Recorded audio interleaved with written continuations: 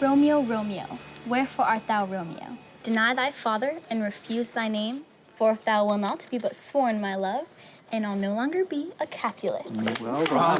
Nice. Well done. Thank you. This is something my lit professor sent me. I mean, just think about it. Like, people have been quoting this for over 400 years. Jeez. Wait, that one class you're taking at your college? Yeah, with like 350 some students in there, it's kind of a Wow, madhouse. that's still like, a lot. Try to get the Yeah, I small bet. classes seriously. It's very impersonal. I don't know. Okay, so Sasha, can you read us the prompts? Sure, yeah. Okay, Romeo and Juliet fall in love despite a bitter feud between their families. In an essay of 200 words, explore how the danger surrounding them affects their feelings for each other. In what ways might their love affect the hatred between their families? Support your ideas with details from the text. Okay, who wants to start? Huh? Anyone? No? All right, I'll tell you what I would do. I would break down the prompt into its parts and then tackle them one by one. Well, if you look, it's kind of already broken into two parts. Okay. What is the danger affecting them? And then how is their love affecting the hatred between the two families? Well, I mean, first of all, like, what is the danger here? I don't know, man. I haven't read the whole play yet. Wait, you've never even seen Romeo and Juliet? Like, never? No. Well, What's wrong with that? Well, I'll tell you what, Ben, just see if you can figure out the elements of danger just from the lines you've already read. Okay. So from what I've read, what I see is they just they talk about love like all the time. But they also do talk about death. That's kind of And that comes from this family feud between the Montagues and the Capulets, right? Yeah, Exactly, and our couple, Romeo Montague and Juliet Capulet, are caught in the middle. Right. Right. Wait. But what caused the whole feud? Did they ever say? Nope, we don't know. I mean, it's just this feud's been going on for so long. It's everybody just something that is. Everybody just accepts it as fact. I Oh. mean, now I know that sounds surprising, but I mean, think about it. This happens all the time, right? Right. Between rival nations and religious groups. I mean, conflicts that are so embedded in our culture that everybody just accepts it, or no one even remembers how it began. It sounds pretty serious Yeah. with like what's going on. Like if they find Romeo with Juliet, he's dead. That's it. They'll kill him. She done. says that. She's like, considering who thou art, it'd be death if any of my kinsmen find thee here. Right, and Wow. kinsman is anyone she's even remotely related to, right? Yeah. So that could be a lot of people. Wow. But basically, Romeo and Juliet are caught up in gang warfare, right? Yeah. Essentially. Their lives are on the line, man. Well, maybe so, but Romeo doesn't care. Listen, there lies more peril in thine eye than 20 of their swords. Look thou but sweet, and I am proof against their enmity. He's saying that her love's going to protect him. How? Romantic, you Exactly, guys. exactly. I mean, so it says, yeah, more peril in thine eye than 20 of their swords. Some beautiful language right there. Yeah, okay. No, so no matter how beautiful it is, I mean, he's got to check up on his priorities. Yeah. What's more important, getting a girlfriend or like not dying? Yeah. Respect his priorities. He's willing to risk everything to be with Juliet. Most guys could learn something from him. But isn't it way too soon for them to be this serious? I mean, they just met at a party that night. Come on, don't you believe in love at first sight? Okay, how many girls would you face 20 swords for? Let's be honest, How they many? barely know each other. No, she says something like that. She says, my ears have not yet drunk 100 words of thy tongue's uttering. Exactly, that's my point. My ears have not drunk 100 words. Romeo's a poet too. Here's another one. My life were better ended by their hate than death prorogue, wanting of thy love.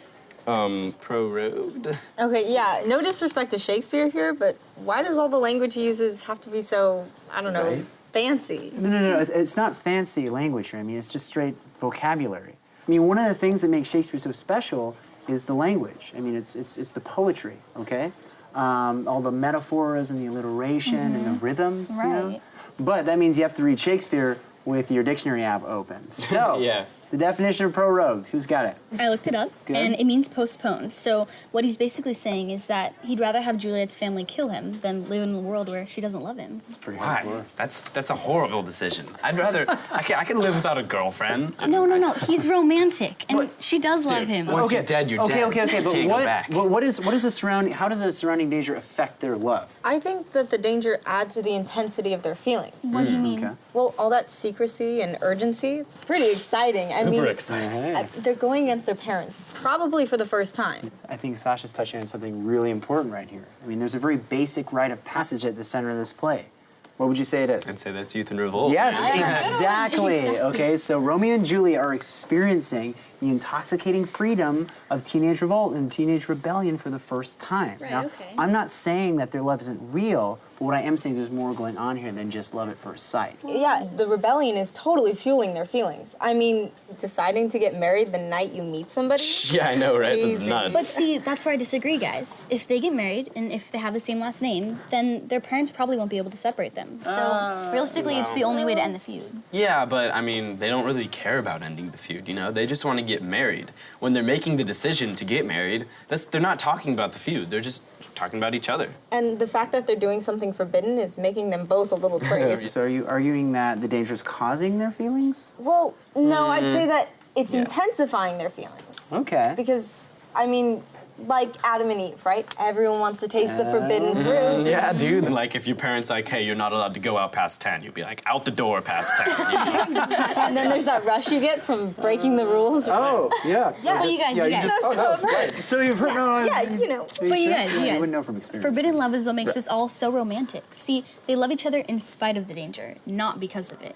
All this whole entire thing is just crazy, you know? The love, the hate, the feud, the violence, it's all together somehow, you know? It's all like intertwined. Ah, thank you, Ben. That brings us to part 2. How the hatred might be affected in turn by their love. So what do you guys think, besides...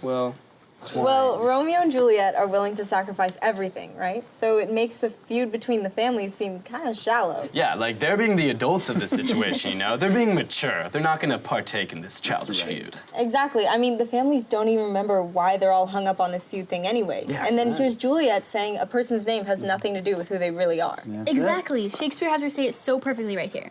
What's Montague?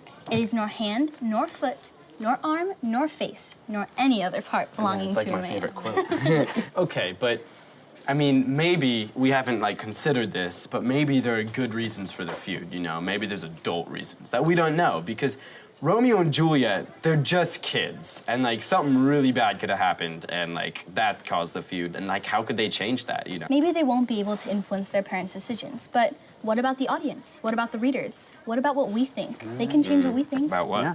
We're not feuding. About our prejudices. I mean, Romeo and Okay, Juliet okay. see each other for who they really are, not what family they're from. And That's a that's an virtue. important lesson. Good discussion. I'm impressed with you guys. So you want to explore that a little bit more? Well, Let's keep it going. Romeo and Juliet are willing to risk everything to build this life together, and they want to base it on love and not hate. So their love is hopeful.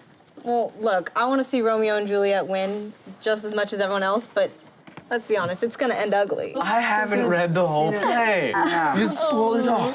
Oh, yeah. Hey, Mice and Men, you guys know that book? George kills Lenny. Yeah. You've really never even heard about what happens in the end of Romeo and Juliet. I'm taking Well, I my didn't say it. You don't know for sure. Okay. No, Exactly. no. You really gotta read Shakespeare slow. Take your time with Yeah. it, seriously. But I want to go back to Sam's point for a second now.